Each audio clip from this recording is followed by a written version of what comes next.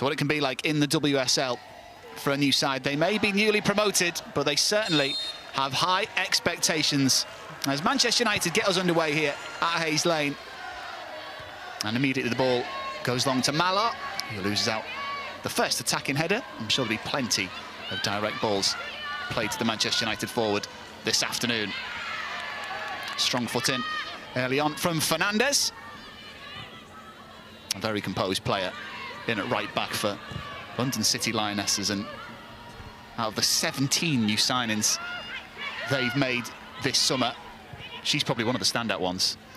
Yeah, absolutely. I mean, I think obviously this is the other part of the challenge for London City at the moment is essentially it's a brand new squad. As the ball comes forward early doors, Fernandez is there to sort it out in at full back.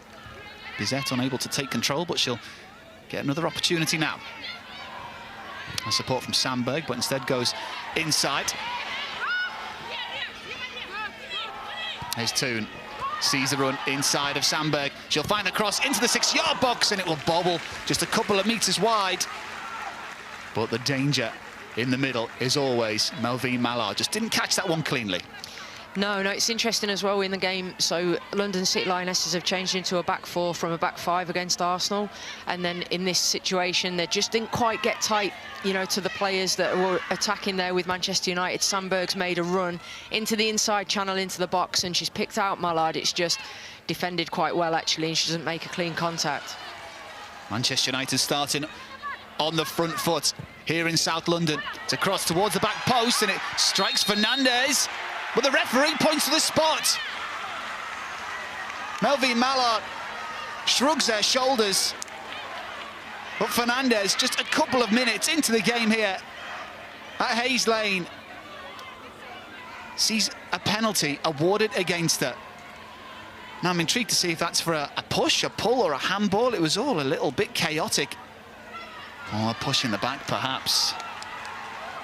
When I first saw it, I thought maybe she'd pulled her back just because she's got in between Melvine Malard, in between Fernandez and Alana Kennedy, and she's just about to go up to compete. I'm not sure if she's going to actually get to that first over Alana Kennedy, to be honest, but Fernandez has definitely given her a push in the back. You know, it's not huge, but still significant enough to put her off her jump.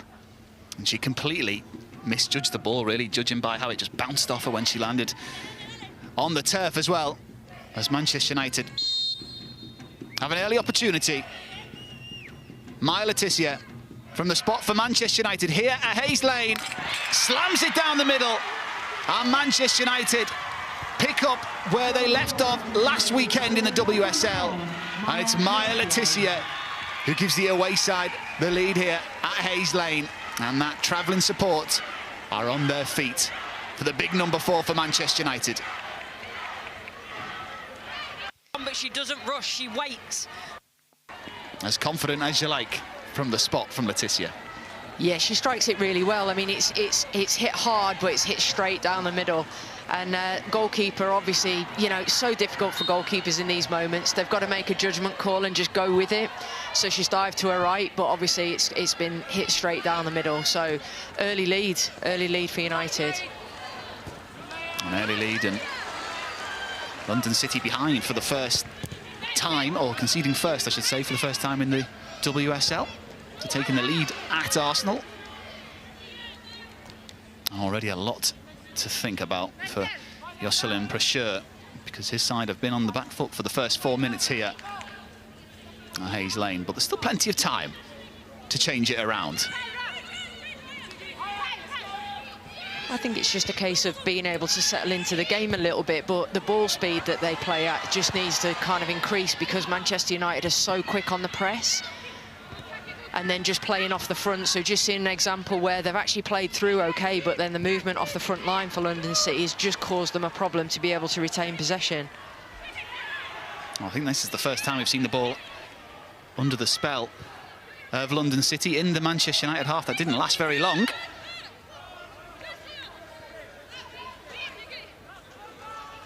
It's got to be so hard for a manager. Obviously, you want to sign the best players available to you, but bringing in 17, there's a lot of practice that has to go into place to get those 17 players aligned and receiving the same message. Yeah, absolutely. The most I've done is 13, so this is, you know, this is obviously a bigger jump than that, but it does take time to be able to get the team to gel, regardless of the quality and talent that you have in the building. It's about playing a way that you can get the most out of everybody in your team, so everybody has to get on board with that and the structure that you're trying to play and the style and the key relationships that you need to build off the pitch as well as on the pitch to be able to make that functional. So for as much as you can have those quality moments individually, they've all got to want to work together as well, and just that takes game on game really to get that as comfortable as possible. And here's the Lionesses who come forward, but Park is there with the tackle. Here's Aslani in a corner, but manages to find a way out. Parris inside, but thumped away. Bizet was there to help out their defence. London City getting their first feel for the ball in this opening 6 minutes at Hayes Lane. Out wide to Rivierre Imran. Given away though, and Manchester United can spring the counter charge. Fernandez is there. Clever flick around the corner. There's a player down in the centre circle, but play continues. Fernandez forward, glanced away, not properly cleared. Claims of handball, play continues. Shot by Aslani is blocked and it will spin through, well, almost spin through for the goalkeeper, Tullis Joyce, but Manchester United forced to clear it away under some pressure there in the penalty area. I thought it was really positive from Fernandez there. She's received the ball. It's a little bit bobbly in the middle of the pitch, but it's come back across to her on the right-hand side. And she's shown that previously, that she's really positive driving out with the ball, takes the space really well into Manchester United's half. And as soon as she does that and breaks that line, she's got lots of space to travel into. And Aslani's looking to get on it in those spaces on the top of the box that we know she's more than capable of scoring from as well. And she just manages to shift and get a shot off that's blocked. A little bit of chaos, and then Turner just doesn't want to obviously risk anything and clears the ball out for a throw-in. It was a lovely breakdown over the halfway line from Fernandez. That was positive. This, not so much. Does seem like a soft coming together, but you've seen penalties given for less. No doubt from the spot, though, by Laetitia. Well, Katie Zellem has accidentally caught Jess Park, I think it was, who was on the floor. That's why we've got the momentary stop in play. And it's Ella Toon who's on the turf. And it'll be a worry if they were to lose Toon in the early exchanges of this game here, because she is key to everything in the heart of this Manchester United side. Yeah, it was just a little coming together. It's what ended up with the ball coming out to Fernandez for the break. Katie Zellem and Ella Toon just came together 50-50 and maybe just had her ankle caught slightly as they've gone to ground to try and win the ball. I don't think it looked anything major, but obviously it's just a slight delay in the game at the moment. As we get a look at the owner of the London City Lionesses, Michelle Kang. Also has a role in life at Lyon. They've been pretty successful over the last few years. Hoping to achieve similar sort of success here in South London. She certainly can't say that she's not put any money into the club. No, for sure. Obviously, it's the multi-club ownership model, isn't it, as well, with Washington Spirit involved in that, and, you know, creating a space which she's been quite vocal about that focuses on female athletes and their development, which is, you know, fantastic for the game overall. It's a long sweeping ball out to the right-hand side, but Rivierre rises to win the header. Looks like a bit of shirt pulling going on by Nikita Parris, but the flag stays down from the assistant on that far side. The referee allows play to continue. Zellem goes back to Kumagai.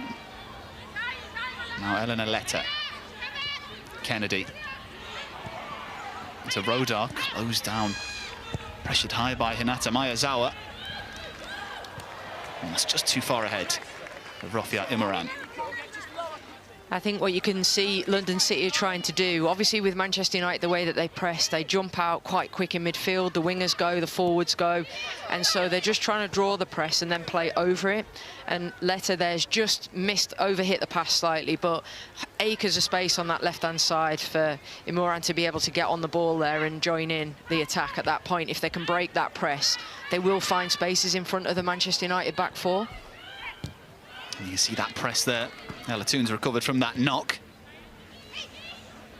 Katie Zellum very much under pressure when receiving that ball deep from her defence or from her goalkeeper.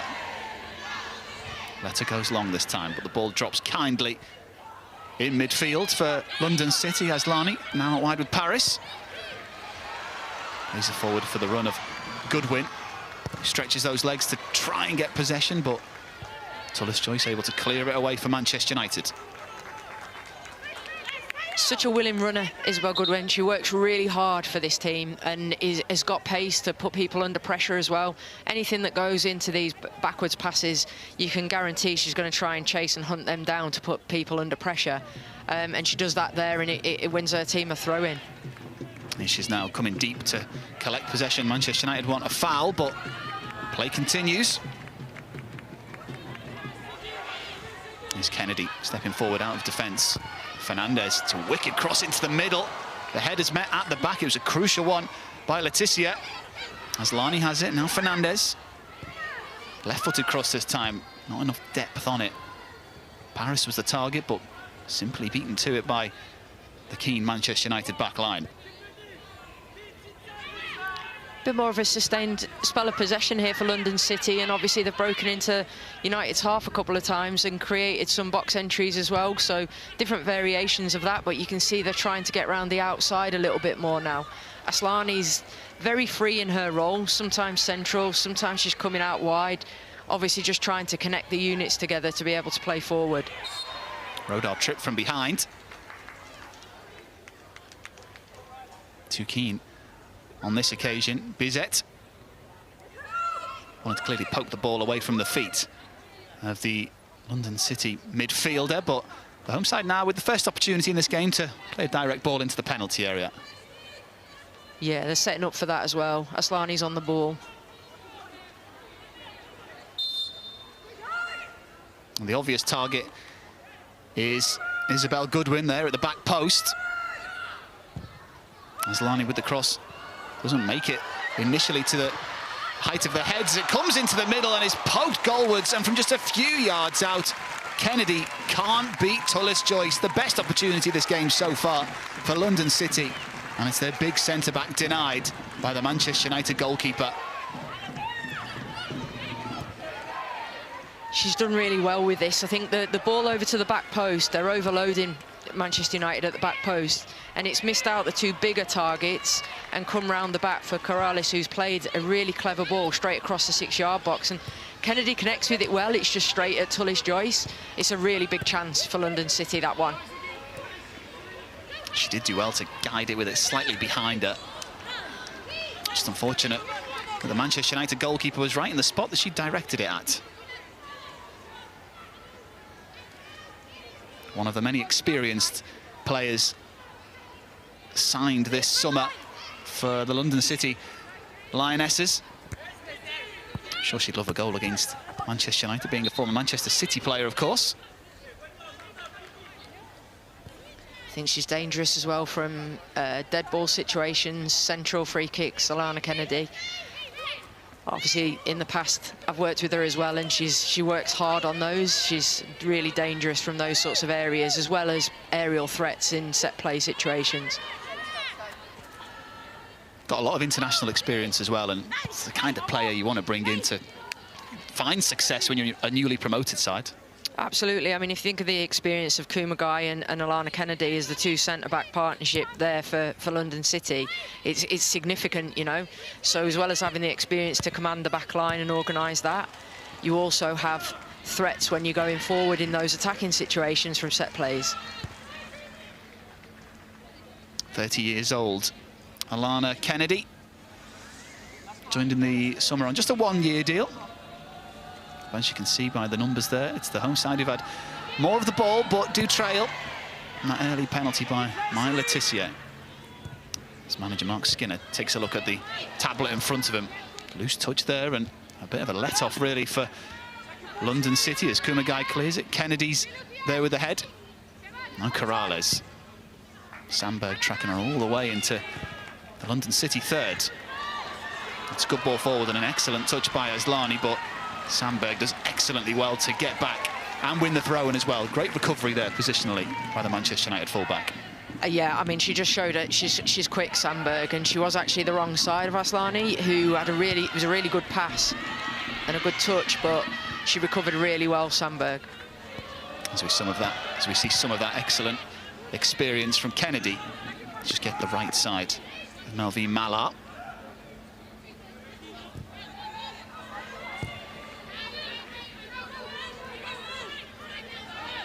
Keen to pass out from the back of the home side. Fernandez goes inside. Corrales' touch is loose. And Manchester United will pick up the loose ball but give it away. Aslani down the right-hand side for Corrales. There's space for the first time down this right-hand side. There's a few options in the middle, but the cross doesn't get past the first defender. Nearly Turner's there. And London City will have to settle for a corner. Just, again, Aslani just popping up in those central spaces. She's not being managed particularly well by the defensive midfielders of Manchester United when London City are looking to break. She keeps coming off the back line, so it's tough for a centre-back to step in. And all that's doing is allowing her to get on the ball and set off runs and connections in behind that Corrales just did really well there because Sandberg was quite high, which has now gained them a corner. So you're going to have to think about how they manage Aslani moving forward. Came close from that set piece a few minutes ago. What can they do with this corner? It's a deep one from Aslani. There's the header! And saved by Tullis-Joyce on her goal line. Once again, London City winning the first ball on a set piece into the Manchester United penalty area. And if it wasn't for Tullis-Joyce, London City could well be back in this game. Kumagai, who flung herself at the ball. And Tullis-Joyce actually saved it with her chest to begin with. Nikita Parris almost got a touch on that as well, but I think there's a mismatch on the set play there as well with Miyazawa marking Kumagai, who's just come straight towering over the top of her for that set play. So it'll be an interesting one if that stays the same for Manchester United.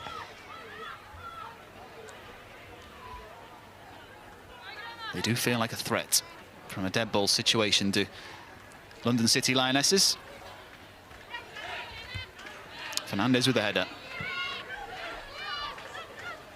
Combative midfield play from both sides. Drops kindly for Park. Rivierre surrounded by two in the turquoise of London City Lionesses. As Parris comes back to win possession before it's cleared long by Zelem. Aslani toe pokes it away from her marker but concedes possession. Melvin Malard. I think she thought that Anna Sandberg was maybe arriving in support, but the fullback stayed in position on this occasion. Yeah, it was difficult for us to see, wasn't it? Yeah, I mean, it looked like there was a lot of space for her to come out, but she obviously wasn't joining in the attack there, Sandberg. But just the Mark Skinner at the start spoke about winning their duels, United, and I think that's then been a little bit 50-50 at the moment. I think London City might just be ahead statistically with winning those 1v1s at the moment. This is good in the middle, though, from Park and Toon. And now Malard dancing her way around the London City defenders, and it's a foul right on the edge of the penalty area. Saki Kumagai protests with the referee, but Malard down with what looks like a knock to the shoulder, but fancy footwork in front of the London City back line there, causing them plenty of bother. Yeah, look, I mean, I don't think this is a foul. It's just basically, it's side to side. The players are shoulder to shoulder when Malard's trying to go past. Kumagai's basically just doing her job. So I think it's a soft foul on the edge of the box, to be honest. Bit too quick to jump to a decision. And there's a hand across, but it is a soft one. I think Melvin Malard will be all right. But danger here for London City Lionesses. Manchester United haven't really made too many opportunities since the penalty in the first few minutes. No, this is tough as well. The range, it's not even a yard outside the edge of the 18. It's very difficult to get this up and over a wall from that range.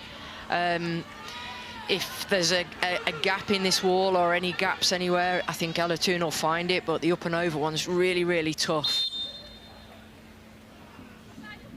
Toon leaves it for Sandberg. Great save. Ellen Aletta with a strong right hand to palm it away. And London City Lionesses clear it further, and the score remains at 1-0. Strong hand to the goalkeeper's right-hand side. Here's Malard, though, for Manchester United. Poor pass. Not quite into the feet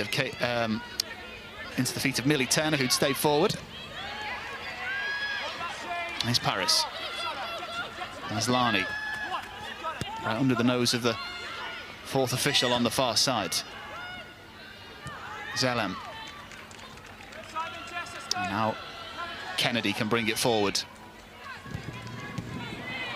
Very well read in midfield. Kennedy puts her body on the line and prevents the Manchester United counter-attack, and she had to win that because there was space in behind her. Yeah, I think it's frustrating sometimes for a centre-back when you're travelling out with a ball and you see everybody just running in behind, because at that point any ball is just willing to be intercepted basically, and that's what's happened. But she's recovered really well, Kennedy, to block that and obviously create a throw-in situation. Here's Goodwin up against Turner. Can't get beyond the combination of Manchester United defenders, but she has won a corner there. Brilliant determination shown by the London City striker. We were saying about that at the start of the game. She's such a willing runner, Goodwin, and she'll work really hard to just create something. And often you can create your own luck with these situations if you chase things down and force defenders to actually make decisions. And that's what she's done here. That's gained her team an attacking set play again. Maybe a player of the season in the WSL 2 last season, 16 goals. Not a bad return. She'd love to get one in the WSL though. There's Lani's cross into the near post this time. There's the header, and it's straight into the hands of Tullis Joyce once again. Goodwin was there with the header, didn't generate that much power. And Tullis Joyce has made a hat-trick of simple saves right at her in this first half. Yeah, they've been fortunate so far with the contacts on these Manchester United that it's not really forced a major save out of Tullis Joyce. But these deliveries from Aslani are going into dangerous areas every single time. So it sort of feels like a matter of time before they're going to get a really, really good chance here, London City.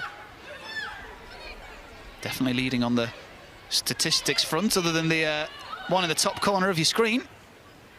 22 minutes played. London City Lionesses 0, Manchester United 1. Here's Malard. I'm not sure the referee's actually blown for a foul there. I think it's because of a head injury for Yana Fernandez. She's just on her haunches at the moment, but that was some save by Ellen Aletta from that free kick. She had her wall, she trusted it, she stayed over to her right-hand side and made the save. Yeah, it's a great, so left foot and right foot are on the ball for this free kick, this central free kick, and it's a great save because just there's a gap between blocker and the wall for London City Lionesses, and then she can just see a little bit of that far post and she bends it round the outside of the blocker. So any more pace on that probably wouldn't have been savable, but Letta's made a fantastic save getting across a goal. Another of the summer signings for Jocelyn Precheur's side. Said she'll bring a knowledge of playing at a higher level to this London City side, after never playing in the WSL before.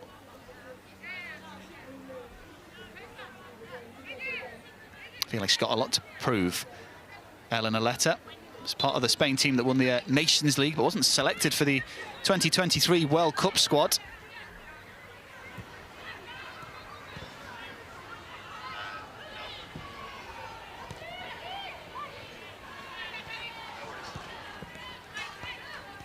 Here's Sandberg. Fernandez still waiting to come back on the pitch on this near side. Home side down to 10 players for now. Malard, clever flick, but Corrales is there before Imran is able to poke it away. Turner steps forward. Zighiotti lays it out wide, and they're forced to concede a corner. The London City Lionesses. Manchester United trying to make the most of the player advantage they had there. Yeah, I think they just changed the pace a little bit, actually, Manchester United as well then. So just move the ball a little bit faster and managed to get it out to Jess Park a bit quicker. But Imran was just equal to the task, really, straight into a 1v1 and making it difficult for Jess Park to get the ball to settle. But obviously they've won a corner, Manchester United. There's a lot of set plays so far in these opening 25 minutes. In front of the travelling support. Sandberg with the corner. Header at the back is by Goodwin. The striker getting back to help out their defence. Manchester United can't make anything of the recycled ball, but Isabel Goodwin, a threat in one penalty area and incredibly useful in her own penalty area. Yeah, she's got a fantastic stature as well, you know, so she's athletic in the air, but she's also a really good height, so it makes it a little bit more effective for London City when you've got the likes of her and Alana Kennedy and Kumagai that give you that aerial threat in both boxes. Miyazawa winning the ball in midfield for Manchester United. Now Malard. That's Kennedy for company. Tracks her all the way into midfield before getting back into her defensive shape. As Park leads on Rivierre Imran. No forgiveness from Jess Park, it would seem, as she walks away. No, it's interesting as well because Imran's so quick. She's jumped out actually to the fullback and left the space for Park to run in behind.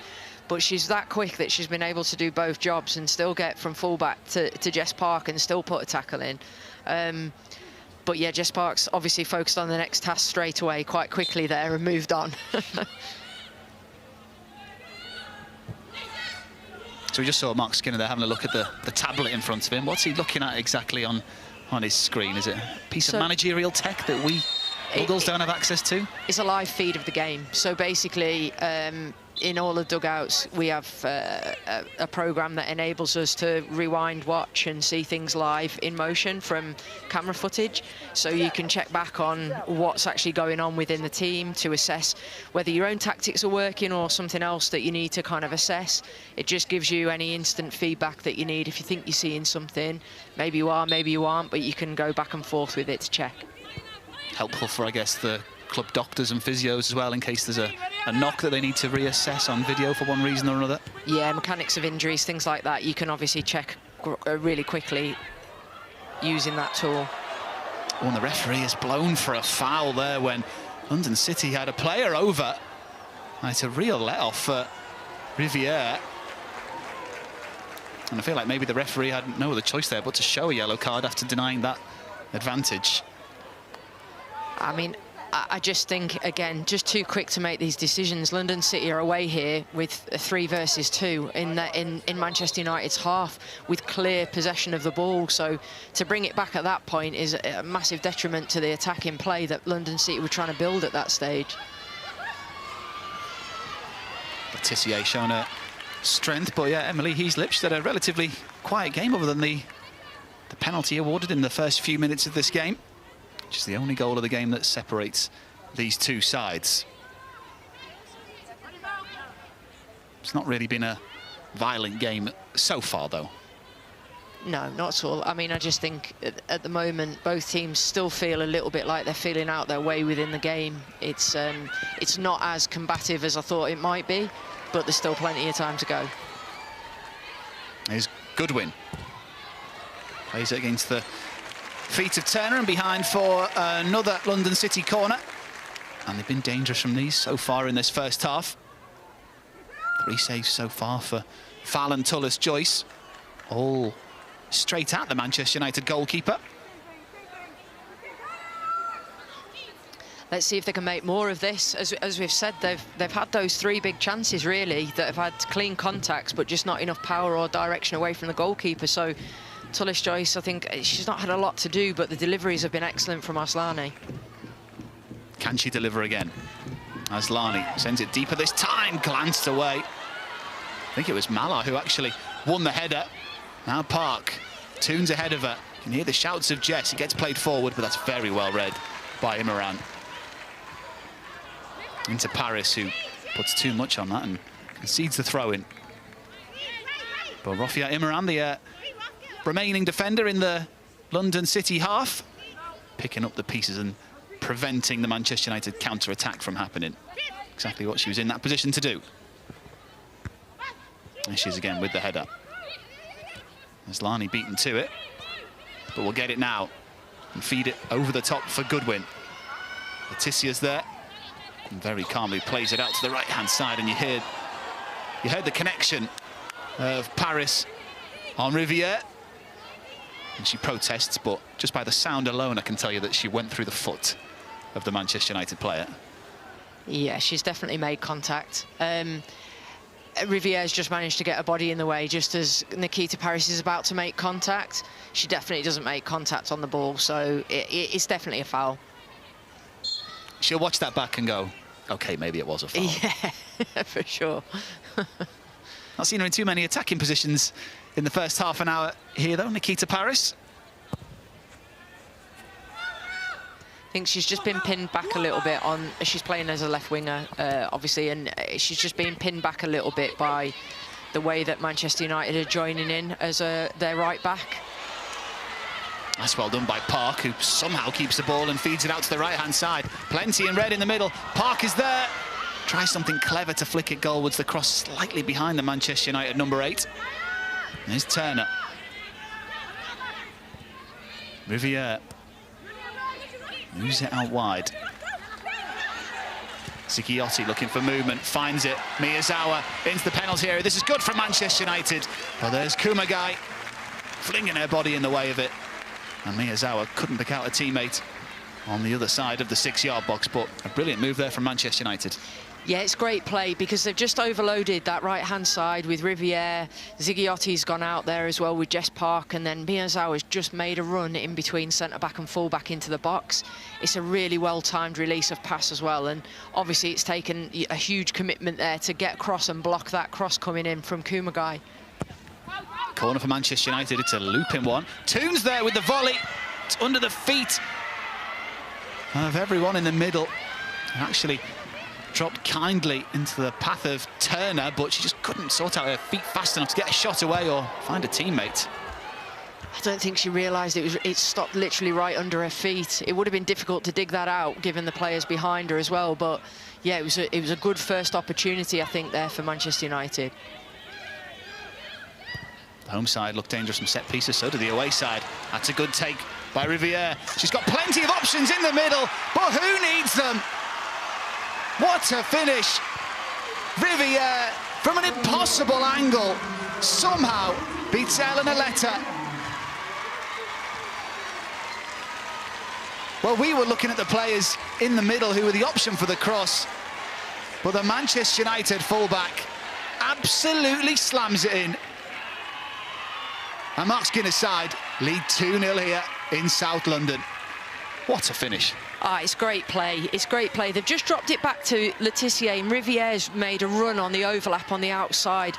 London City's back line really disjointed, so they've played her onside. And as she's come into the box, she's about 3 yards off the back line when she actually strikes it. So the angle's so tough, but she rifles it into the roof of the net at the near post. It's such a difficult shot to be successful with, and Lette might question herself on whether she could have dealt with that above her head there at the near post, but it's struck with such venom. It's such a good finish from Jade Rivierre.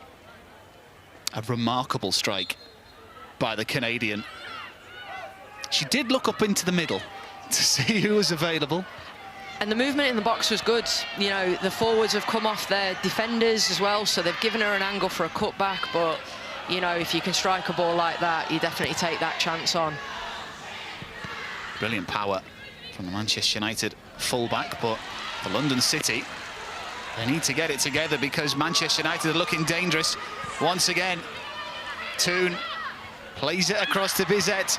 Back to Toon with a chip, and Letta had to get her hand on that because Malard was arriving, looking to make it 3. Well, London City, who've generally been the better side in this game since the opening goal, all of a sudden have seen the wind change direction, and it's all blown in the way of Manchester United. It's a fantastic save, you know, that from that chip from Toon. She's going across the back post, Mallard's wide open, and if Lette doesn't get a touch on that, it's 100% a goal. And the fullbacks are just getting pulled out of position for London City at the moment, and it's what's creating the opportunity for Manchester United to get round the outside. So again, we said about Nikita Parris, she's getting pinned in a little bit. She's back in almost as a fullback now, trying to manage these runs into wide areas, and that's where Manchester United are getting their success in the final third now. And they're looking for more. No room that time as Kumagai concedes another corner. The away supporters are up for it as well here at Hayes Lane. Well, they made so many opportunities against Bran in the week and just couldn't take any of them, but they literally lost their shooting boots in midweek, but they have definitely found them this afternoon.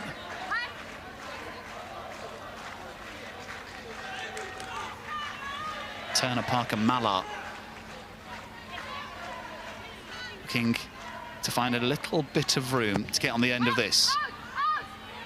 Oh, and Malard flung herself at that. Crucial header by Corrales to guide it away from the Manchester United forward. Here's Corrales now. Puts her foot down, but a cross comes in after Miyazawa, who takes no messing, just taps it out for a throw-in. Sensible defending. Fernandez down the line for Aslani, but Sandberg is there. Gets her body between the ball and her marker, and will win a free kick. She's got so much pace to recover whenever the ball's played down her side, hasn't she? She has, yeah. She can get away with being a couple of yards possibly out of position, you could argue, where she's a little bit higher, just because of the pace that she has to recover, Sandberg. But uses her body incredibly well to, you know, create a shield there between herself and Aslani, who's putting her under a lot of pressure to regain the ball up and around, you know, her box there, Sandberg. But yeah, I think she's got a lot of talent, Sandberg, and she creates a lot of problems going forward, but is equally, you know, as we say, quick enough to then get back and get into her defensive role. Space here for Malard. No one in midfield at all for London City Lionesses, who really have seemingly shaken their shape in the last 5 minutes or so. As Park will prevent Imran progressing forward. Manchester United in control here in South London. Toon lets it slip under her foot, but it will spin through for Celine Bizet. Anna Sandberg back to Millie Turner.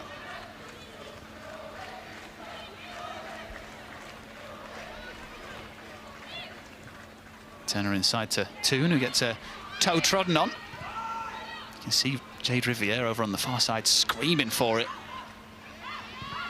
Yeah, with the way that they are pushing fullbacks forwards at this moment in time, and then Zigiotti's dropping into the back line for Manchester United, so it's allowing them to build with three and have both fullbacks high.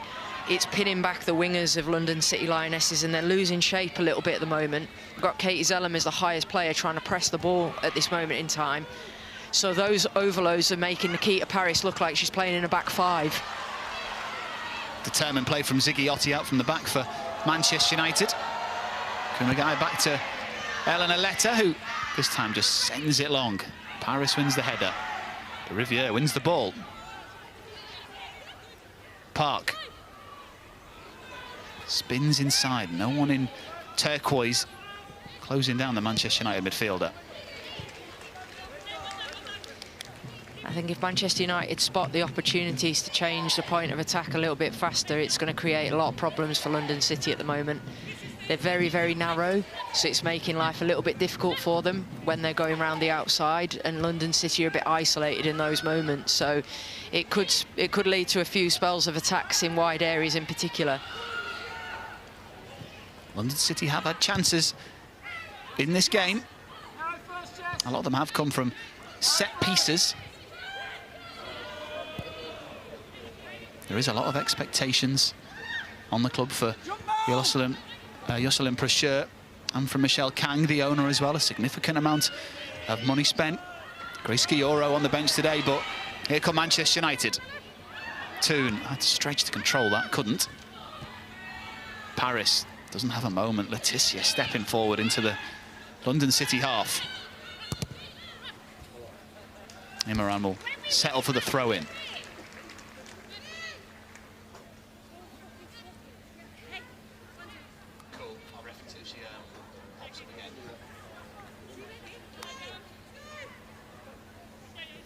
.6 minutes to go in this first half. London City Lionesses in their first ever home game in the WSL, 2-0 down. Laetitia from the penalty spot, and then Jade Rivierre from a very narrow angle.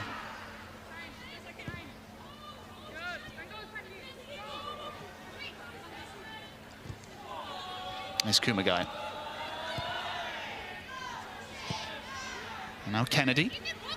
Momentarily swapped positions, the centre-back pairing. Laetitia beaten to it by Parris. Couldn't control it out the sky, though, and Laetitia is able to win it back off the former Brighton forward. This is it at the moment. It's a little bit similar to the latter stages of the game against Arsenal for London City Lionesses, where they're very stretched when they're going forward.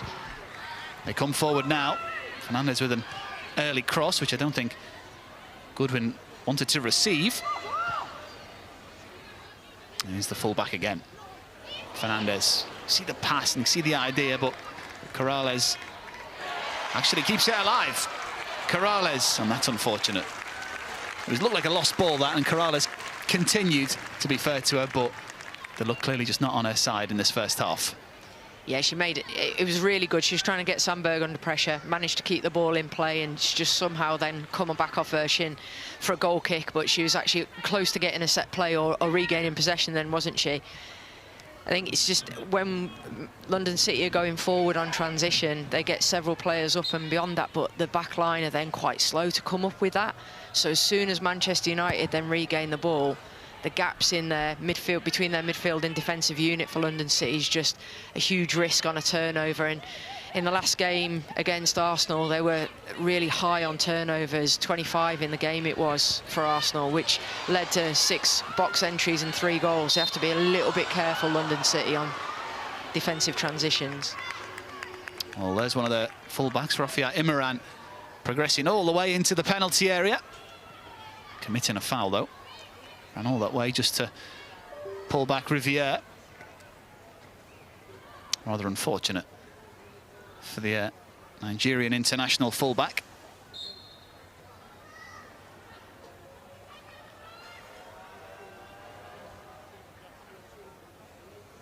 Only 3 minutes to go in this first half. London City Lionesses 0. Manchester United 2. Here's the score. Imran's there, clears it up into the air. Nobody in midfield, picking it up again for London City. Fernandez looking forward. Finds the ball down the line, but spins out unkindly.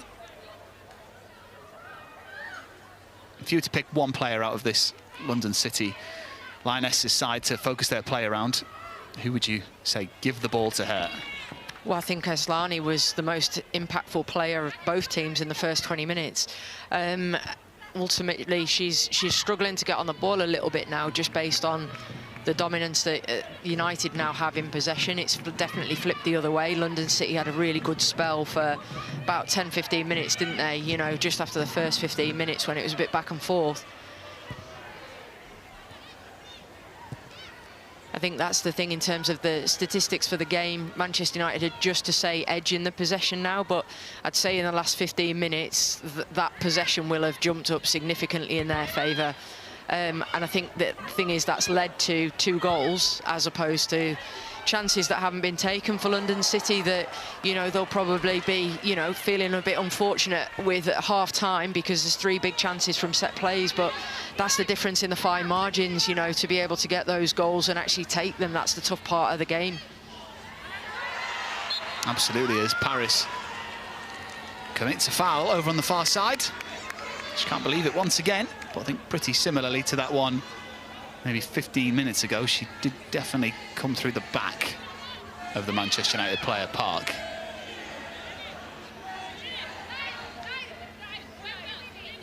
Yeah, I don't know if she's feeling like she's making contact with the ball, but it's the player. But it's very, very similar, that one, to the last game. The last foul. Up against her former side today, Nikita Parris, FA Cup winner last year.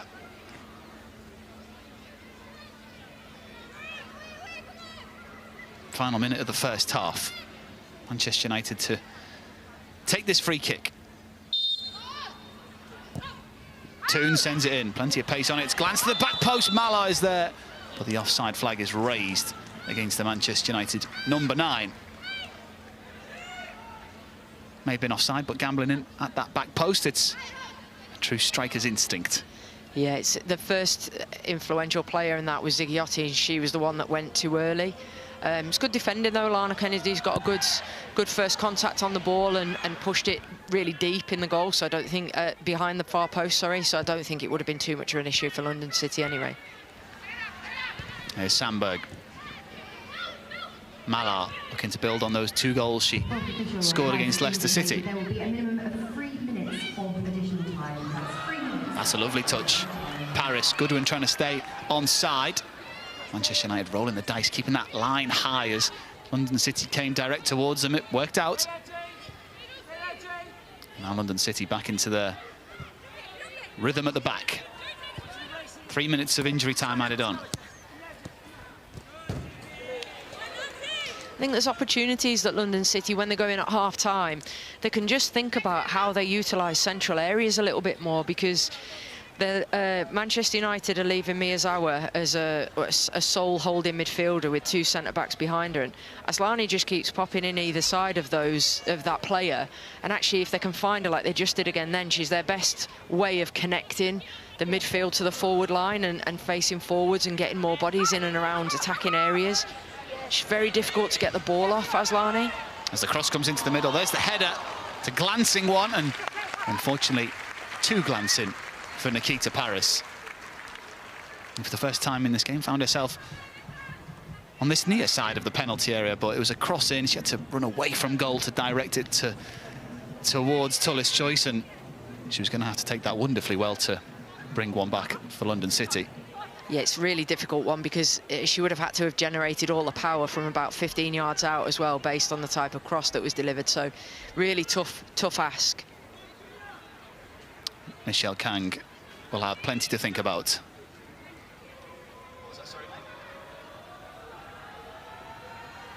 25 seconds.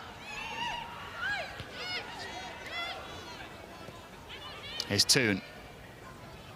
Miyazawa into Bizet. Hardly mentioned the London City midfield duo of Rodar and Zelem. Zigiotti, Miyazawa and Toon have definitely been the midfield trio who've been on top in this game, but stepping in is Zelem. Rodar back to Kennedy. Opts to go direct in the final 30 seconds or so. Turner's header goes straight into the face of Goodwin. And you heard the gasps from the crowd as Goodwin took that right on the nose. Yeah, from close range, 3-4 yards as well. It's directly in the face. Well, the physios have come on. Not quite sure what they'll be able to do to treat a ball to the face, but I think she just needs to find her feet. Does Isabel Goodwin. She'll unfortunately have to leave the field of play, as go FA rules. As the referee takes a look at her wrist to see how many seconds are left in this first half.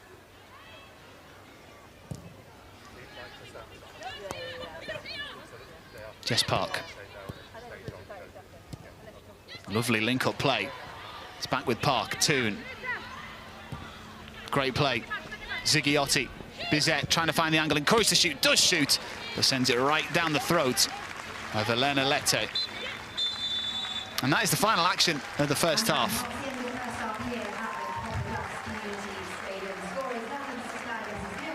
Well, that's the end of the first half, but after a penalty conceded by Yana Fernandez in the first few minutes, Maya Letitia was there to make it 1-0 before Rivierre slammed in a second, which means at the break here, it's London City Lionesses 0, Manchester United 2.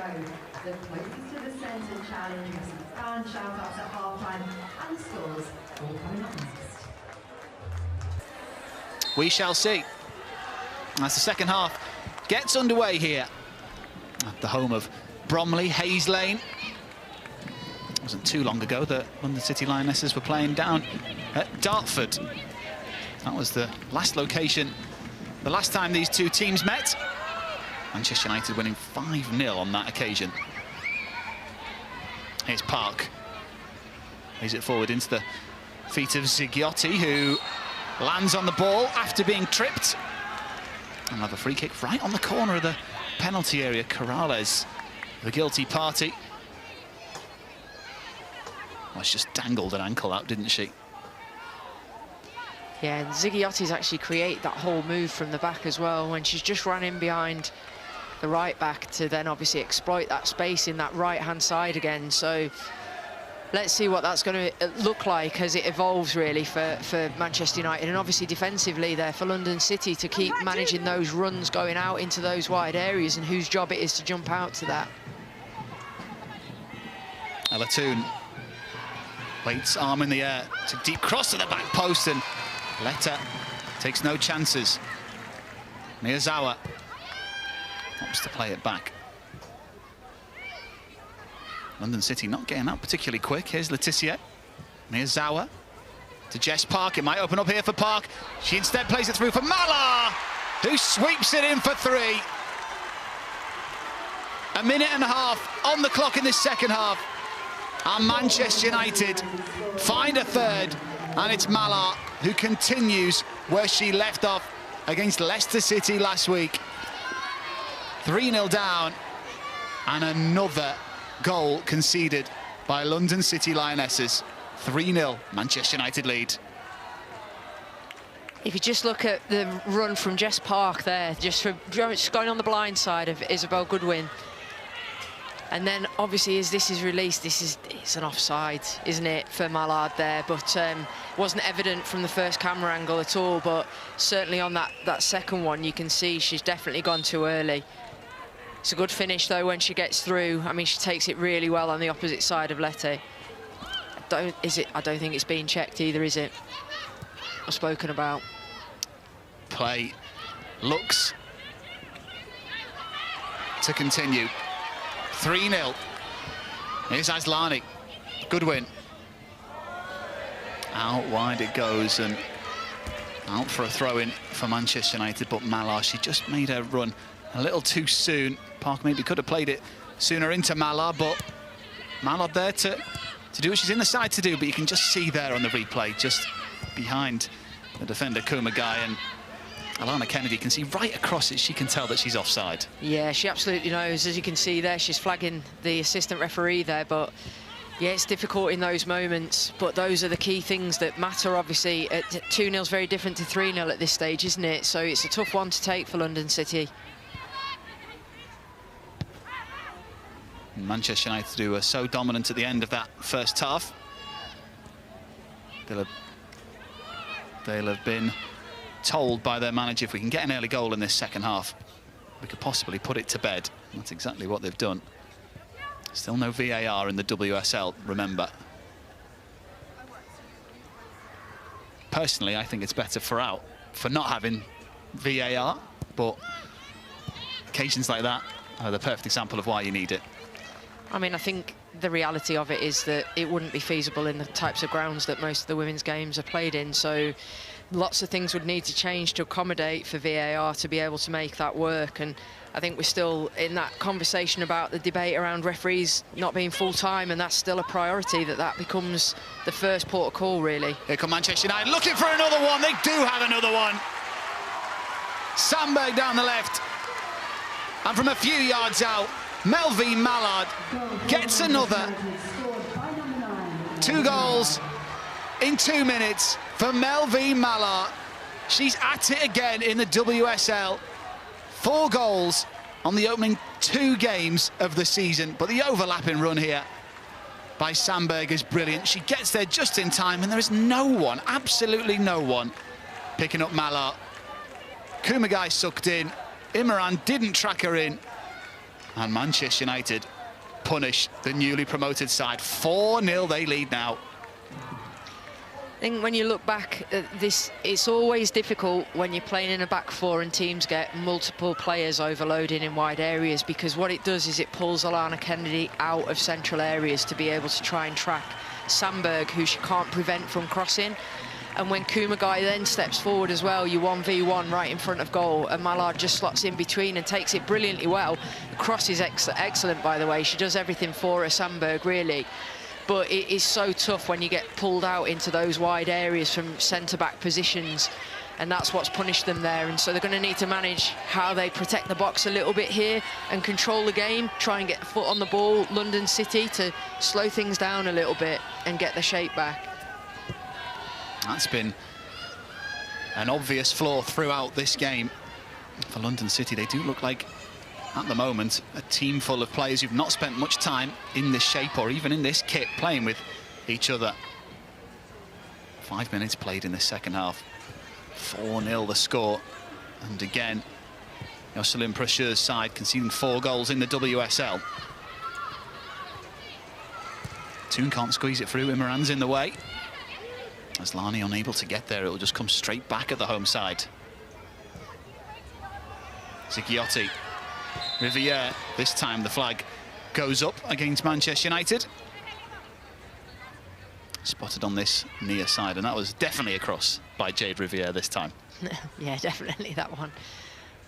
I think when you look at the rotations that Manchester United do in wide areas and the runs that they try and put through, you know, centre-backs and full-backs, it just creates a lot of communication needs and management of players and adjusting of positions for London City, and that's the hard part when you don't have that time and experience together to get that right at the speed at which you've got to solve those problems.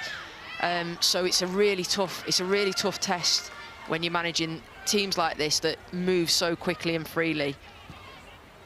Been a lot of talk about London City are here to progress and challenge for European places, but they are being taught a harsh lesson in the WSL at the moment. Manchester United come forward again. Malard. Jess Park looks to her right, instead goes inside to Malard. Zigiotti. Park. Imran gets a toe on it. Kennedy gets a boot on it. And Rivierre. Corrales getting tight. Doesn't want to get too tight. Rivierre. Turner. Shouts of shoot. Goes out wide to Sandberg. Parris comes over. Bounces off Sandberg, who finds the cross. Turner's ventured into the 6-yard box. Rodar with the header. Now Bizet. London City Lionesses so deep. Goodwin's the out ball, but I'm not sure she's actually touched the ball in this second half as Isabel Goodwin. Not yet, no. Definitely possession in favour of Manchester United at the start of this second half, nearly 10 minutes in. Well, there's the possession stat. Didn't need to see the numbers to tell you that Manchester United have been in control of this game. There's Fernandez. Back to Kennedy. Ana Fernandez. Inside to Julia Rodar. Runs into a red cul-de-sac. Bizet. Fernandez trying to just poke it away from her. Toon will cut it back, and the cross is well read, cleared. Anna Sandberg. Millie Turner. Goodwin sounded like she caught the Manchester United defender there. I think it's great from her to be coming and back pressing and stealing the ball off people there, though, because obviously Manchester United have left a 1v1 on the halfway line there with Goodwin. Millie Turner's venturing into the game a little bit more, leaving Letitia back there. So, but it looks like we've got a bit of a problem here, because she's quite quick to kind of wave the physios on. Well, she sounds like she's in pain.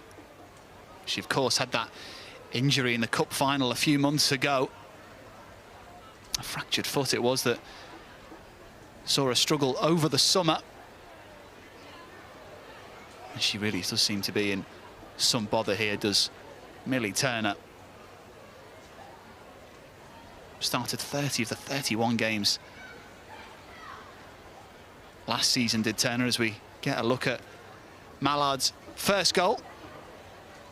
May have been offside, but it was an excellent finish nonetheless, and from just 6 yards out, pure power on the header. No way was Letta stopping that one from rattling the back of her net. It's convincing conversion there. 3 goals, you know, from 4 touches in the box. Sorry, 2 goals from 4 touches in the box. Made them look so simple as well, as the managers take this opportunity to make some changes. For London City Lionesses, please show your appreciation. Well, Lotta Lindström is coming on. And Corrales disappears. number 19, Lotta Lindström. Second substitution for London City Lionesses, coming off number 21, Katie Zellum. And coming on for London City, number 6, Maria Parris. Maria Perez on as well. A handful of changes. They may be 4-0 down, but Jolison Prasher hasn't given up on this one yet. If you're making changes at 4-0 down, you've not given up on it entirely. Looks like... What is he thinking at this point, sorry? London City. Yeah. Yeah, I mean, I think obviously they're like-for-like changes here as well. So it might just be a change of energy. It might be that they see that he sees the qualities in Lindström and Perez as being something that he thinks the team need to be able to utilise within the game. So, I mean, ultimately at this stage, you also think about getting players in the game to give people opportunities, and he is still, as we've spoken about, trying to get the whole team to blend and bond together as well. So whether it's going brilliantly or it's not, you still need to kind of find opportunities to ride through those moments and get the team functioning as a collective. So anybody that plays in this game for London City needs to bring something to the table, really. So it'll be an opportunity for him to see what their response is and how Perez and Lindström add value. But you see all the players who've come into this squad this season, 17. There's so many challenges that must face Jocelyn Prasher. Of course, the players who came up with him last season, they'll still be hoping to play week in, week out, but you sign these big players for big money. It's such a hard balance to achieve, isn't it? Yeah, I mean, even without that as something to figure out, you know, as I've said in my first club and at Tottenham, and then obviously at West Ham, I've gone through the same process of evolving a squad with significant numbers of changes.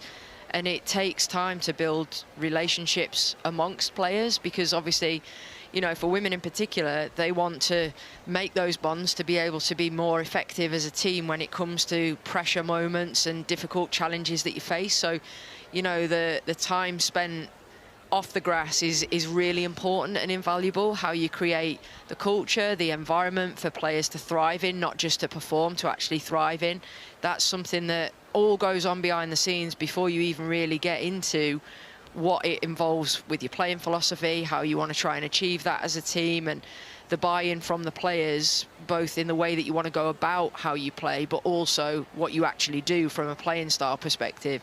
So it does take game by game, and for as hard as it is, these difficult moments actually are the bits that kind of show the character and resilience amongst the squad, and you see who's going to stand up and be leaders, you see who's actually going to be effective under those high pressure moments. And what he does have in and amongst this team is, with the experienced players that are there, they will already know a lot about themselves and how they react under these circumstances.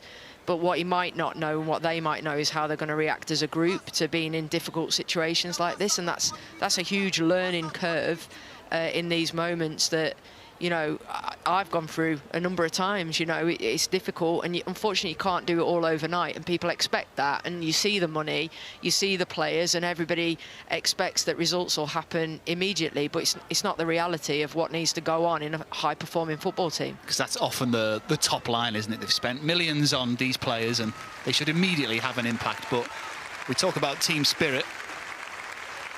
Manchester United showing plenty of it here for poor Millie Turner, who's just come back from injury, and unfortunately has to be stretchered off here at Hayes Lane.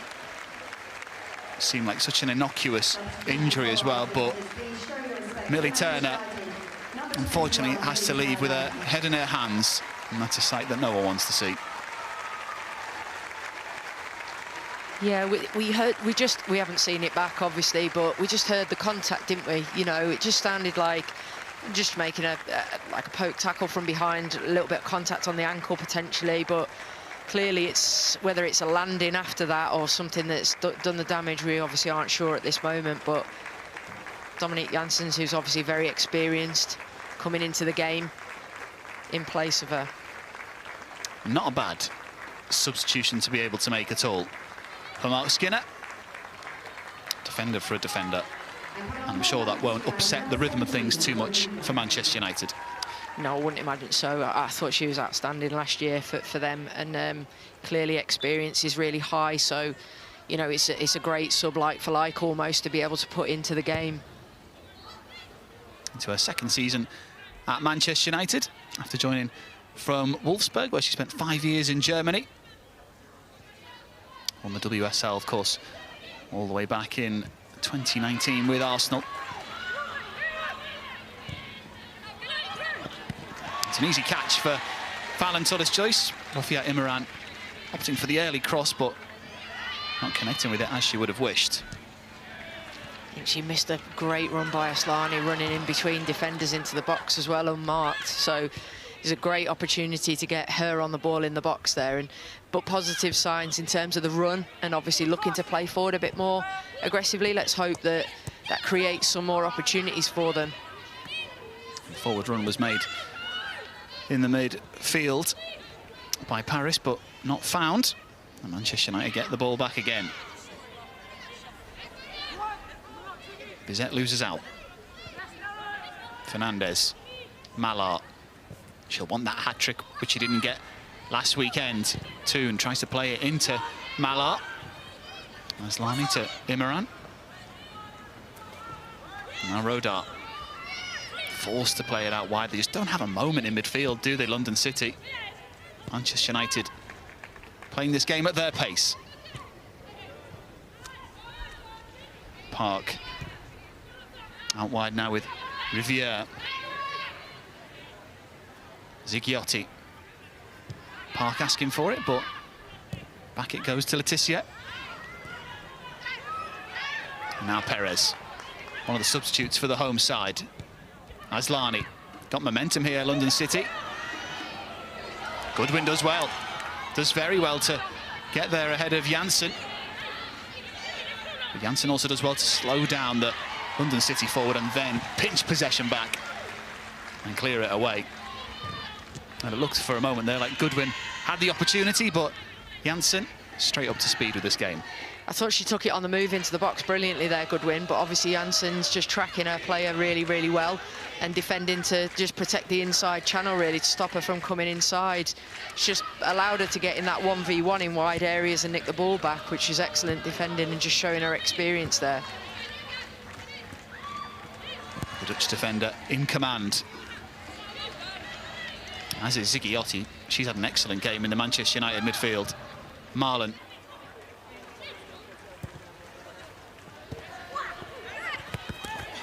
Oh, there's a coming together on the far side. Fernandez screaming for a free kick, not going to get it.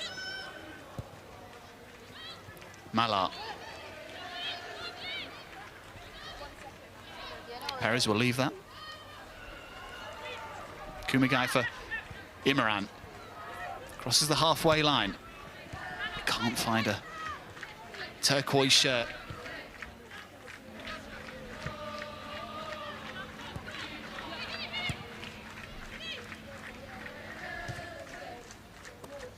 It's just the way that London City is trying to press is just leaving huge gaps between their midfield. You can see now where they are higher, and obviously that's allowing Manchester United to come off the front and win the ball there with Malard. Jess Park. Is Fernandez. Pretty much everyone in that front three, if you want to call it that, as well as the midfield of Zighiotti. They just all look so threatening, don't they? To Malard and Park right across the front of the London City penalty area. And here's Kennedy. Yeah, missed an opportunity to find Aslani there. Just when they're jumping Manchester United, Aslani's in loads of space. It's what we said in the first half about pulling Miyazawa out of position as well. But when they miss those opportunities, that's when Manchester United are able to get really aggressive on the press. Here's Toon. A composed afternoon so far. Inside to Miyazawa. Now Park, and this game in the last 5 minutes or so has felt more like a training game. Fernandez is going to have to get back as Bizet's behind her.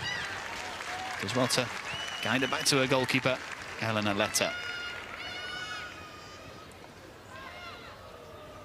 And Letitia picked up the PFA's Community Champion Award in the week for Manchester United. Aaron Ahmad Diallo picking up the award for the Manchester side. Here's Park. Malard tries to fizz it into the feet of Rivierre, who's now got to get back. Imran. Well read by Letitia. Not put a foot wrong this afternoon. There's Maya Letitia. No, she's done really well. And I think just then the threat of Goodwin running in between and behind, she's intercepted that really well, just recognised the threat there. And coming on, number 26, Wassa Sangare. Wassa Sangare will come on for Kennedy, who is still trying to find her feet in this London City side, and Wassa Sangare is on for her first appearance since joining on loan from Lyon. That multi-club connection clearly benefiting London City on this occasion. She'll just give a little bit more pace, a little bit more of a threat potentially to manage some of the attacking play of Manchester United, but also to try and get forward a little bit. She's quite positive as a centre-back.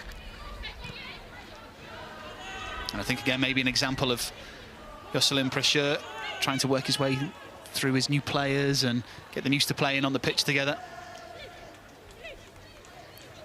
Yeah, at the end of the day, you know, regardless of the scoreline, you've got to try and get players into the games so that they can get used to these experiences. And as I said about those relationships and figuring out how they'll solve these bits together, obviously she'll have come on with some key bits of information that he wants her to focus on as well.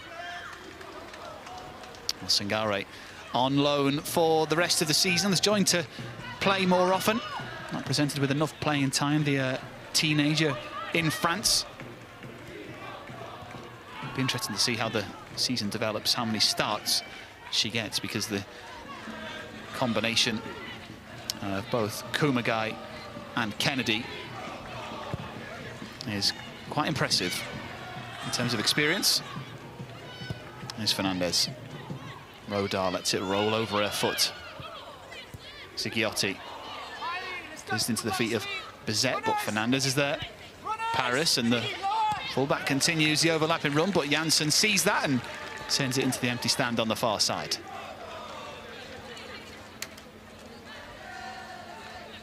.68 minutes played. London City Lionesses 0, Manchester United 4. Couldn't have asked for a more difficult start to life in the WSL.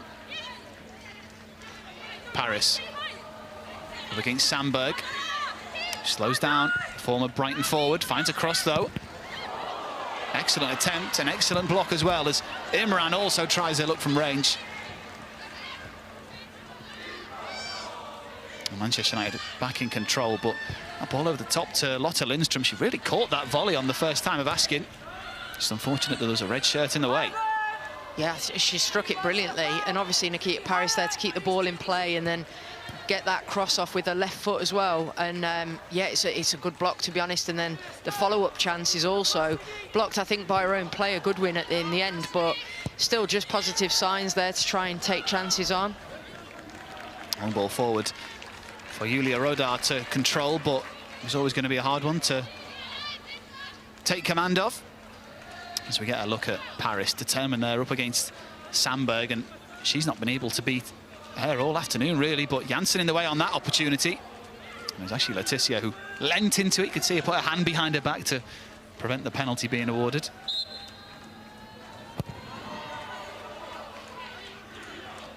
Lotte Lindström, I want to say, with the first attempt at goal in this second half for London City Lionesses.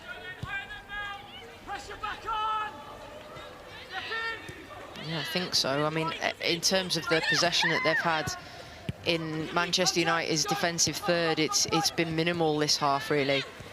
Less set plays, obviously, because they're not getting quite so high to be able to generate those attacking set plays that they did in the first half.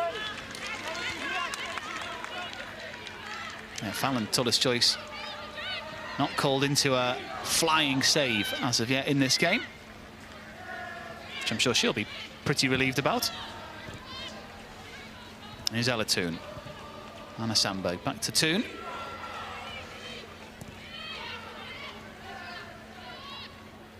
You can see Julia Rodar reluctant to step out of that midfield and allow Manchester United the space. Here's Park, Malard. Aggressive defending at the back from Wassa Sangare. I think they need a little bit of that, though, London City, to try and get themselves higher.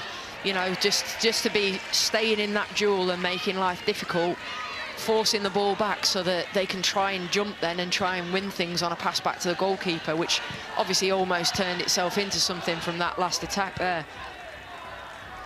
It was Julia Rodar who headed that ball back towards Fallon Tullis-Joyce's goal. She took it quite hard in the forehead. Leaves you with a bit of a headache. It's definitely better on the forehead than the top of the head, though. I can promise you that. Absolutely. Took it like a champ. Fernandez wins the ball over on the far side against Bizet, but there's plenty of space for Toon. Malard's in the middle. She wants the hat-trick. In it goes. Malard. She doesn't have a convincing first touch. And she holds her head in her hands because she knows that that was a decent opportunity to find the hat-trick, and I think maybe she was just caught in two minds. Yeah, you can see there that Fernandez and Kumagai have jumped there to try and get pressure on a little bit higher.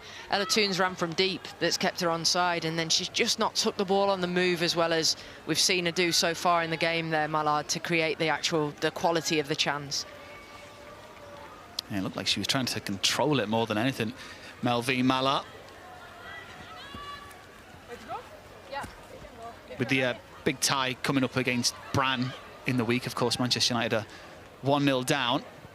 Would you be thinking now, if you're Mark Skinner, give Malard a rest? I think if he's got plans for her, for sure. You know, it's the game is obviously going to be a really, really tough ask to get back from this for London City. So at 4-0, you've got to start thinking about the midweek game and which players you want to focus on to be ready for that. Obviously, all these players at this stage, you know, they're fit, they're healthy, they're ready to go, play 3 game weeks, but you still need to make sure that you manage your energy properly, and obviously you've got the right fit for the game to get through and obviously come back from a 1-0 deficit. But if you're Melvin Malard, you want to stay on, right? You want the hat-trick. Of course, and I'm sure he'll know that as well. And I'm sure she'll probably have a small word if she does leave the field of play. In the 74th minute, Manchester United 4-0 up as Lindström tries to force it through, but Letitia is there. Zigiotti with the trip on Parris. And the home side of a free kick and an opportunity to actually send a set piece into the penalty area. Something they looked dangerous from in the first 45. I think those are the moments that they'll look back on, though, you know, because those 3 chances, those were big moments in the game, and all of which on target, but just as we saw, not powerful enough, you know, straight at Tullis-Joyce, but those are 3 big moments. Could be a big moment here. The first ever home game in the WSL. As Lani's crossed towards the penalty spot, nodded away by Malard. And Rivierre will clear it away. Almost through to Park, but Rafia Imran is there to just simply guide it back to Eleanor Letta. How much concern do you think that Jocelyn Pracheur will have after these opening 2 games? Of course, he's played very tough teams to European teams, and there's a lot of new players to break in. Actually, we'll come back to that in a minute, because here come London City. Plenty of shots in the middle. One of them is Parris, and it's a brilliant header. Nikita Parris gets the first goal at Hayes Lane in the WSL for the London City Lionesses, and they may be behind. They may well not win this game, but it's a moment of history made by Nikita Parris, and it was a committed header in the penalty area. Yeah, I mean, if you just look the run from Aslani, again, you know, we've talked about her a lot, that every time she's been in and around the ball, she's created something, and Nikita Parris just pulls off the back shoulder of Laetitia. It's a fantastic cross, and she just goes on the blind side, and obviously she's a couple of yards out, great contact on the header there, but it comes from the run from Aslani, the quality on the delivery, and it, you know, it's harder to miss than it is to score from there, so it's great delivery. Nikita Parris against her former side. As a handful of changes are made by Manchester United. And Grace Chioro is on for London City. It was a big move, £1.43 million paid by Jocelyn Precheur's side to bring her from Paris to London. And there'll be a lot of expectations on the French midfielder. Another big name to add to the ranks at London City Lionesses. Yeah, absolutely, and Manchester United have put on Fridolina Rolfo, as well, and Turland, who are both goal-scoring capabilities, so it doesn't get any easier for the back line of London City. And obviously Francie's come on for London City as well, who's a forward, scored goals, so it's going to be an interesting dynamic now. Rivierre, one of the players to leave the field of play. I think her goal might be the finest of all 5 this afternoon, as Grace Chioro gets her first touch in English football.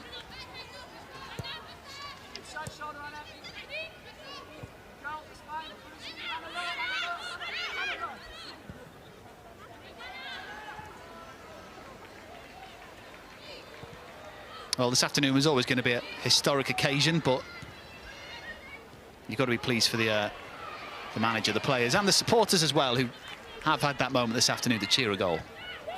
Yeah, I think it's, you know, I think they all know it's a building project in works, you know, and obviously the fan turnout's looks really good. The atmosphere's sounded positive as well, you know, just collectively we can hear it as we're watching, as I'm sure everyone at home can as well, you know, so it's a project that everybody is more than aware of. Is going to take some time, so to get a goal at home I think is important, and obviously the game's not over. There's a few players coming from Manchester United here that want to prove their point. There's obviously a few new players on the pitch for London City.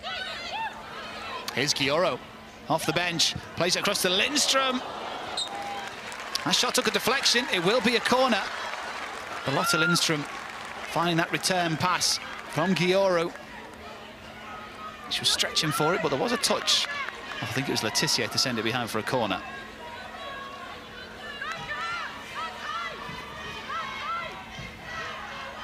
Now, if they can get another here, London City Lionesses, it will certainly make an interesting final 10. Looks to be an out-swinging corner. Into the mix it goes, it's away by Janssen. Chioro unable to get there. Rolfo onto it too fast. Forward it goes once again and off her line. Oof, it's a big coming together. Tullis-Joyce takes it, and Janssen also takes it in a different way as she hits the deck. Might need a moment here just to collect her thoughts. Committed goalkeeping though from Fallon Tullis-Joyce, and if you're a defender, I know they collided there, but that's what you want to see from your goalkeeper, isn't it? Yeah, 100%, really committed, comes out really clearly, coming to win the ball, and yeah, sometimes you've got to make those decisions as goalkeepers to ensure that you do regain the ball and make sure you take the pressure off your team. And unfortunately, sometimes, you know, you take out whoever it is that's in your path. It's a big hit, to be fair to Janssen, so she's definitely going to be feeling that when she's getting back up again. when she sits down on the couch this evening after getting a shower and sitting down and calming down. All of a sudden there'll be a bit of a patch and a bit of an ache, maybe. Yeah, but centre-halves, that's what they're made for, you know. They're ready for those hits. She took it well, Janssen. She's back on her feet quickly as well as we have a look at Nikita Parris. I'm sure she would have loved to celebrate her first goal for her new club against her old club on a historic afternoon. It was a bit of a fist pump. There's only so much you can celebrate a goal, and you're still 3 down. Yeah, she's all about business though, Nikita Parris. It would have been like, get the ball out, let's get another one, basically. As Letitia closed down by Isabel Goodwin, forced to put it out for a home side throw-in. 9 minutes to play. London City Lionesses 1, Manchester United 4. Lindstrom, Gioro will cut it back, but Perez on the right foot, and that's a decent opportunity for London City Lionesses to drag another one back into this game. But Perez, she went for power and she just needed a tiny bit more placement. Yeah, it's going across her body. It's a tough technique to do on the move, but obviously the pass from Gioro, she's just seen that little space on the edge of the box, and she's arriving at exactly the right time. So it's a good opportunity. The more they play, the more that they get used to this, obviously, the better those chances will come as well. Perez signed from Barcelona, not this summer, but the summer previous. Here's Lindstrom, Goodwin. They've got some life about them now of the home side. Imran in behind for Gioro. This is brilliant play from the home side, but excellent recovery by Janssen. It's still alive. Parks back there defended. Bizet clears it.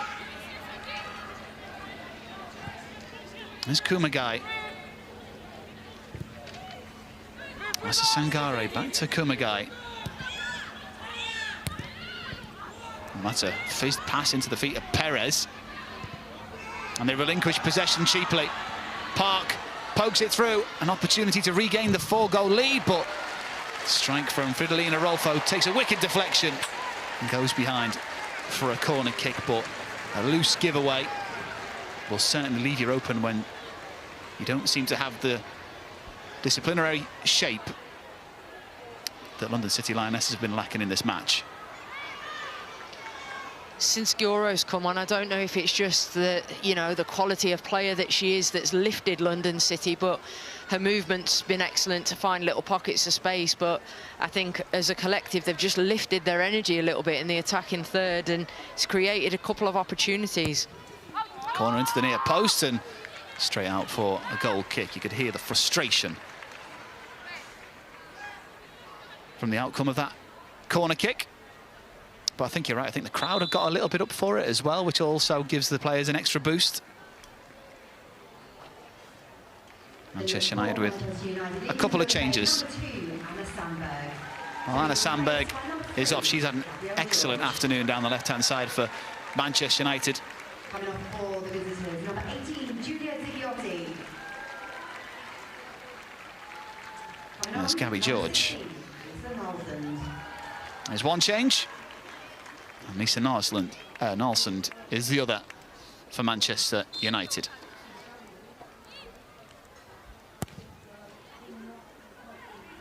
Sean, can we talk about player of the match? There's no like official player of the match. Okay, so somebody else chooses it, do they? Okay, so.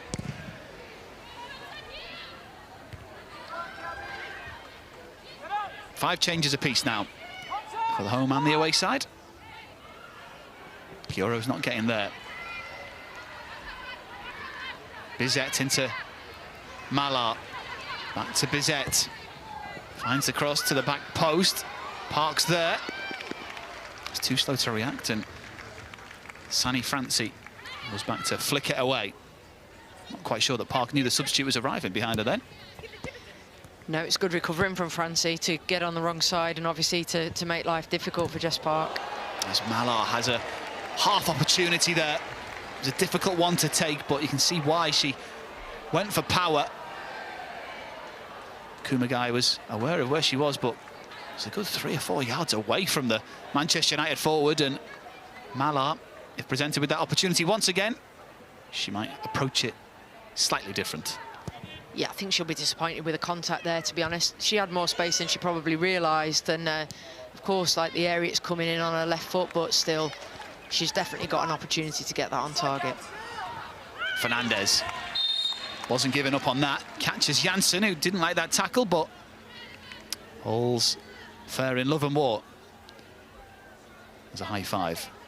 Calms the waters. Janssen felt it, but we saw on that coming together with her goalkeeper, Tullis Joyce, that she can take a whack. 5 minutes to go. And it's the away support, as you can hear.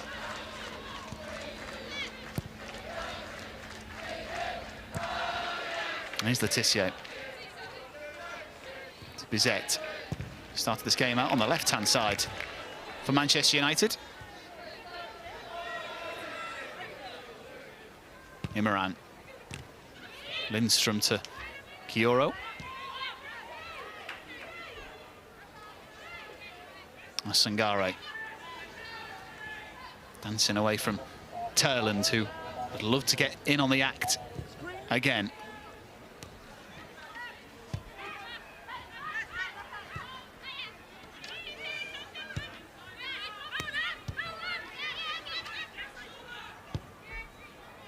Well, Turland had an interesting turn of events during the midweek game against Brann, where all the Manchester United boots went missing. She was able to ring her mother, who lives locally, to bring a pair to her. Here come Manchester United looking for a fifth. Park away from Kumagai. Wonderful footwork and a wonderful finish to seal the deal here in South London. Jess Park, super effective from outside the penalty area. Manchester United have their 4-goal cushion again, and it's Jess Park who pops up and seals the win with her first goal of the season for Manchester United. She was looking for support, but she didn't need it in the end. London City Lionesses 1, Manchester United 5. Yes, a fantastic run. Just really positive in the 1v1. She's looking for Nalsund, which she has as the support. She could have released it to Nalsund a little bit earlier, but obviously just controls and manipulates Kumagai there in terms of her footwork. And just as soon as she gets that half a yard, then there's obviously a great opportunity for a strike, which we've seen her score goals like that, you know, elsewhere. So she's more than capable of scoring from that sort of range, as she's just shown. 4-year deal signed earlier on this summer, and on only her second appearance, she has her first goal for her new club after joining from Manchester City. Nalsund against Francie. Francie finds a way through. Goodwin makes an angle and did that cross the line. The referee says no, and somehow the rebound isn't turned in either. Close for Goodwin, but not close enough. It'll be interesting, this one. It's so tight. Oh, it's right on the line, right on the line. And you know, the assistant referee's 4 yards off the back line, so it would have been really difficult to make a call one way or the other with Tullis Joyce in the way there. Right decision, though, by the looks of the replay. Yeah. Here's Bizet. Couple of minutes to go. Can Manchester United extend their lead as Malard hits the deck? Way through by Aslani for Goodwin, the closest she's come this afternoon. As the referee halts play for a moment after Malard hit the floor. Having already seen Millie Turner leave the field of play through injury, quite a serious-looking injury. She's a key player, as is Melvine Malard. I think this chance it's really, really good. The quick turn and finish there, and strike, I should say, from Goodwin. It's just so positive. It's what you want from your number 9. She just gets that half a yard, and going high is definitely the right decision, you know, when you're that close to goal. And I think she's beaten Tullis Joyce. It's just, you know, ultimately, as it comes down off the crossbar, definitely spins on the line and back out again. So she'll be disappointed, but just really positive from your number 9. Still waiting for her first goal in the WSL is Isabel Goodwin. 16 goals last season is some figure which we'd love to, I'm sure, make double figures again at least this season. So we get 10 minutes of additional time added on at the end here, mostly because of that injury to Millie Turner, but now Melvine Malard's injury would suggest to me that we're probably going to get even more than 10. Yeah, I would say so. I think it was quite a few minutes there for Millie Turner when they were obviously organising the stretcher and all of the things that they needed to look after her at that point.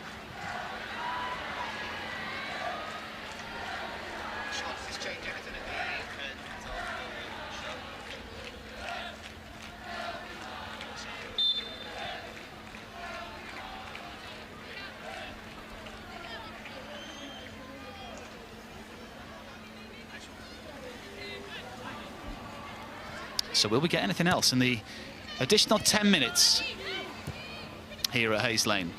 London City Lionesses 1, Manchester United 5.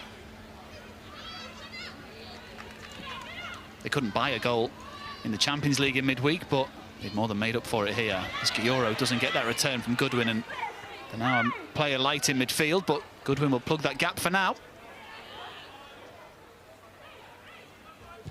And Letitia out wide, looking for more space to progress. There's George inside. Nelson through the legs of Sangare. Gioro calmly turns and spins on the edge of the centre circle before finding Parris.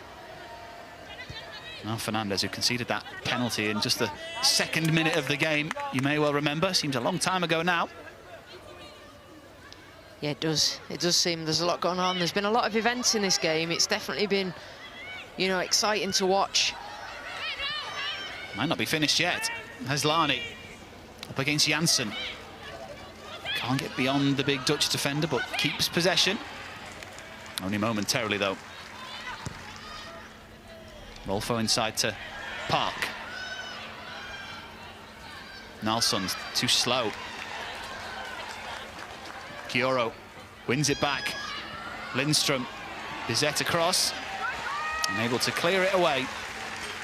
But Gioro, she does have quality in that midfield, doesn't she?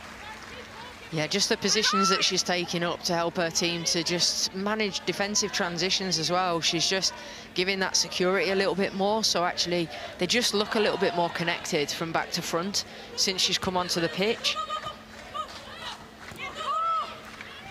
Here's Imran. Nelson catches her heel.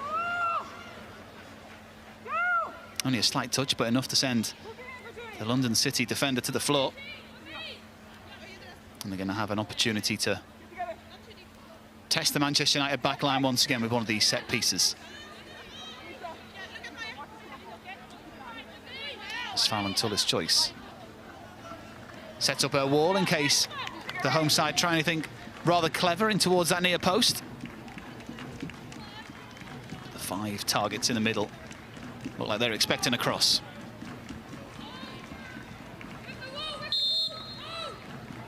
Aslani with the free kick for London City. It's a tasty one.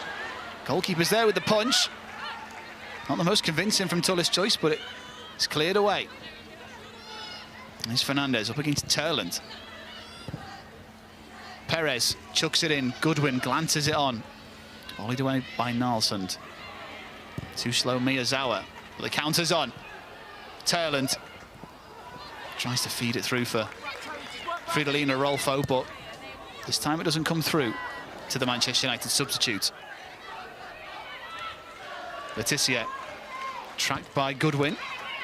Just have to get back now. It's opened up all of a sudden the last 30 seconds or so. Yeah, it's fantastic tracking again from Goodwin. You know, she's working so hard trying to get forward for London City, and then you see her coming back into her own half, tracking a midfielder to try and get pressure on. I would imagine physically she's put in a huge shift today for the team. Unlucky not to score as well, hitting the crossbar and having that header go straight at Fallon Tullis' choice in the first half.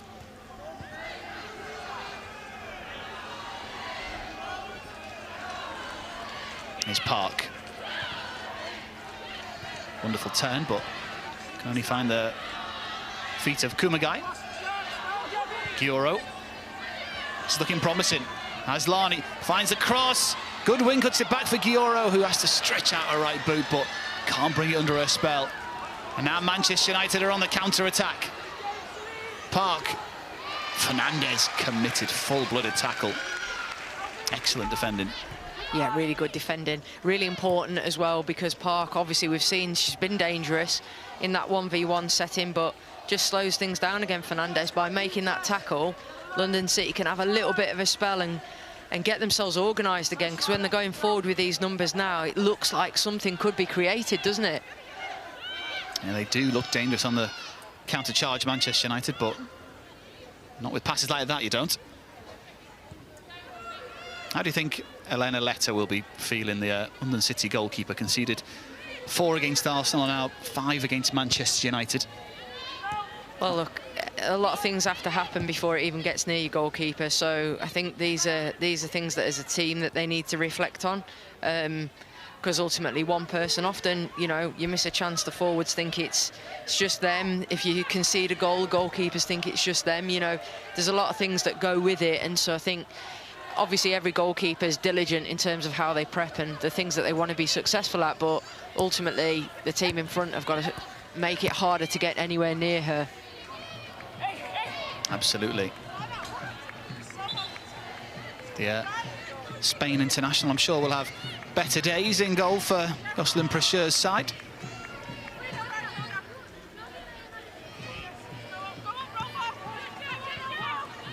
Malard still waiting for that opportunity to grab her hat-trick. Had that hurried opportunity not too long ago, which she thrashed over the crossbar.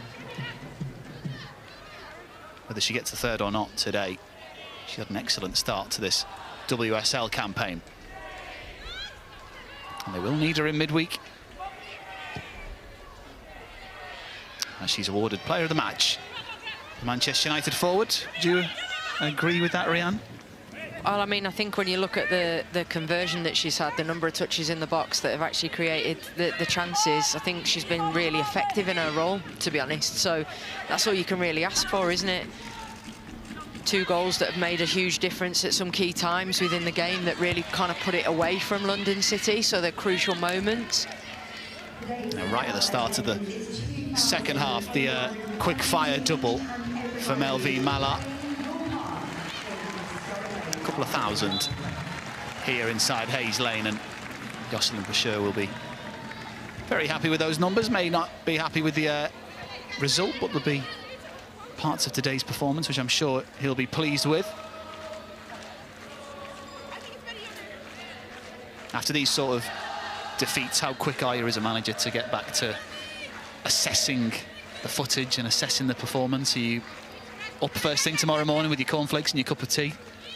It depends on the person. I think some people do it, you know, immediately after games, because it's sort of fresh emotionally, but also you're just trying to get some clarity on some of the things that you think you've seen and you want to check, and obviously then you can start to plan for what the next parts of it are. But for me, I come away from it for the rest of that day and just let things settle a little bit and do it the next morning.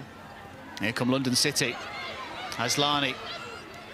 Imran in the penalty area, the full-back, and I think that was actually a ball in towards Isabel Goodwin, but the execution wasn't quite there. And the Nigerian full-back.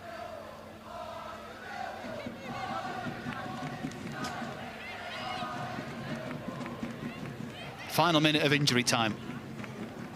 Huge 10 minutes added on because of that injury for Millie Turner. I'm sure Mark Skinner will be in constant conversation with his club doctors about her situation. And here's Letitia. Malard asking for it on this near side. Janssen to Rolfo. Look at the space in the middle for Nalsund.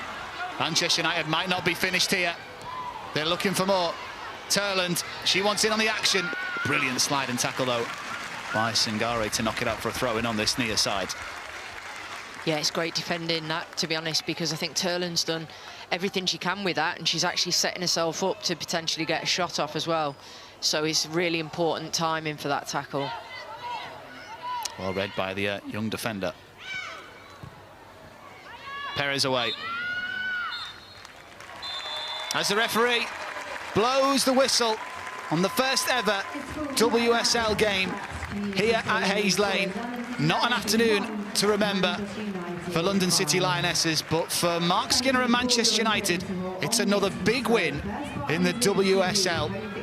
An excellent afternoon for all involved in red. Malard with a couple of goals for herself.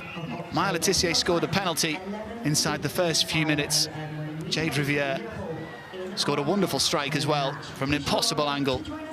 But the highlight was probably Jess Park. Parris with the first as it finishes here. London City 1, Manchester United 5.